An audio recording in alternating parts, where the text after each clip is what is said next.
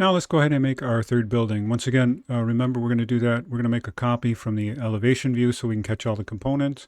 We're going to put a shed roof on it and some more commercial like window systems.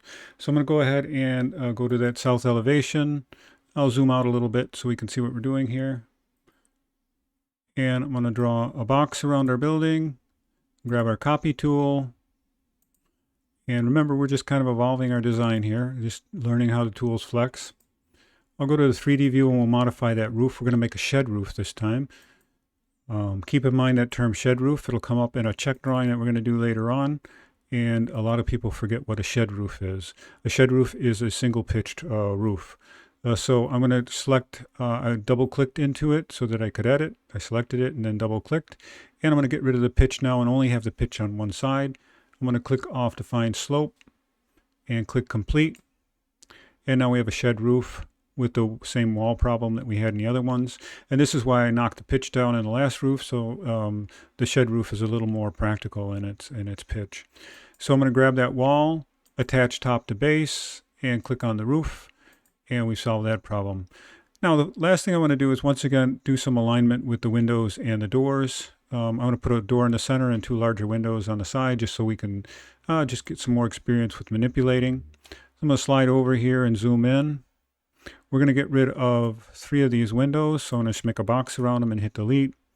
We're going to put the door in the center. I've got to unlock it because we constrained it. I'll move it over. We're going to change that door.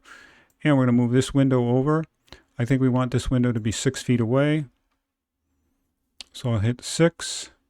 I don't have a way of locking that, so I'm going to have to put a parameter on it. I'm going to click on this one. I'm going to unlock it.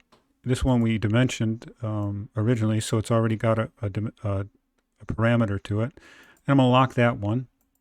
And once again, just to show you how, I'm going to go to the annotate, grab the dimensioning tool, go from the center of here, the wall, to the center of the window, and those highlight, and pull this up. It says 6 feet, but I want to lock it so it stays at 6 feet. The only other thing we have to do now is figure out how to get our door centered. So we're going to use that annotate tool again. I'm going to go to annotate, grab the dimensioning tool, and we'll go from the center of the window to the center of the door to the center of the window, and we'll pull up and then click that equal button. So now that'll stay all aligned. Now we'll go, we're done with that, and we have what looks like a relatively poor looking layout. So right away we want to start finally finding a commercial door for this. And we don't have that. And why I waited is because we don't have those kind of commercial doors. And I want to show you how you can load in other components. So I'm going to go to Insert. We have 2 ways of bringing what are called family elements. A door is a family element, just as a window is a family element. You can load it from the computer directly, but many times this is problematic, and Revit is getting away from this technique of having the components on your computer, and then they're moving towards the idea of having them in the cloud. Let me make sure that that dialog box showed up on your screen, and it did.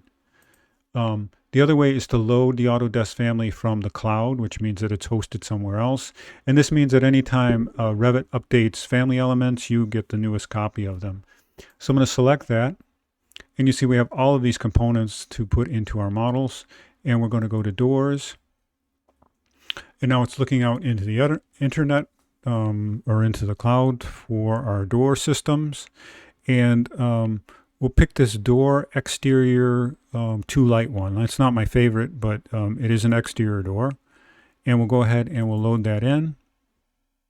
And we'll pick one that's wider and taller, and we still may not have exactly the dimension we want. We're going to go with at least a 42-inch door from a 36-inch. And it's 8 foot high, so we're going to want to modify that. And I'll click OK. And now that's loaded into our software. So if I select the door now, I can go to the drop-down menu, and you'll notice that we have that door exterior single 2 light, 42 by 96. I select that, and now we have our new entry door. And remember, we wanted that to be 9 feet, so right away we're going to go ahead and modify that. So we're going to now change this. We're going to duplicate it, and we're going to do this to, 108. And I'll call it tall door.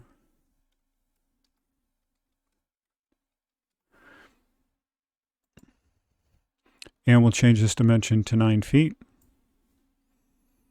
and we'll click OK. And now we're back to having a 9-foot tall door. Now we want to make our windows equally generous on our facade. So let's go ahead and make a duplicate of this door or window and make it wider. So quickly we're just going to go to Edit Type. We're going to duplicate it and we're going to make it, let's say, 8 feet wide. So we'll go to 96 inch and we'll call it tall and wide window. And I'll get rid of the 2 that it added on and click that. And now our width was 3 feet and we'll go ahead and change that to 8 feet. And we'll click OK. And now we have an 8-foot window. And I'll do the same thing over here. We'll drag down. And usually the most recent items, for instance, our tall and wide window now are available down here. They're also here. But this is one of the quickest ways to find it. You usually find it right on the bottom. So not a perfect layout, but that's the start of this idea of evolving our parameters and our building structure. So we'll finish up with what would be closer to a full-blown kind of storefront building in the next clip.